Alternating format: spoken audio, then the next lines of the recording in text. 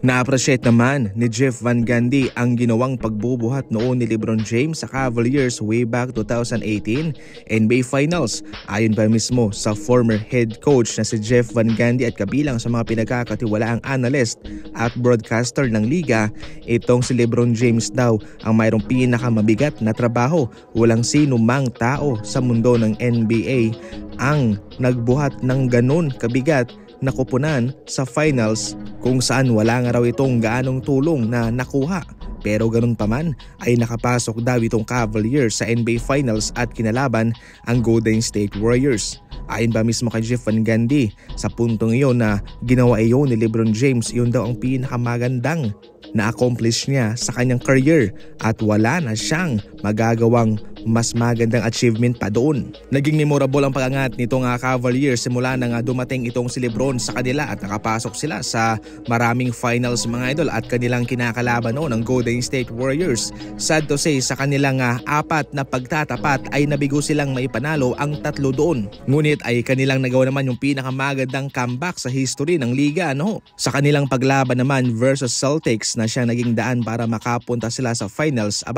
Monster numbers ang kanyang kinakamada nitong si LeBron. Meron siyang 46 points, 11 rebounds, minsan 44 points at yung panghuli meron siyang 35 points and 15 rebounds. Grabe, LeBron yan.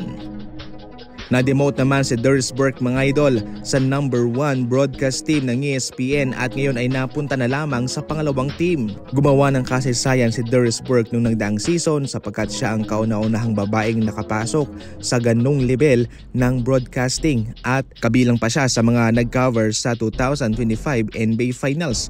Pero ano nga ba talaga ang nangyari? Ginawa mismo ito ng ESPN para makibagay sa kanilang bagong deal na pinirmahan at long term po ito. Kaya gumagawa sa ngayon ng mga eksperimento itong ESPN na para sa kanila ay magandang tuklasin. Ipinalit ng ESPN si Tim Legler sa number 1 broadcast team kasama sina Richard Jefferson and Mike Breen mga idol. Itong sina Breen and Jefferson kasi at Salters ay mayroong mga long-term deals at yan ho'y bagay sa kanilang long-term agreement sa kanilang bagong deal. Nandyan pa rin naman po si Doris Burke pero number 2 broadcast team lang po sila especially sa finals at nakasecure naman siya ng multi-year deal extension sa ESPN.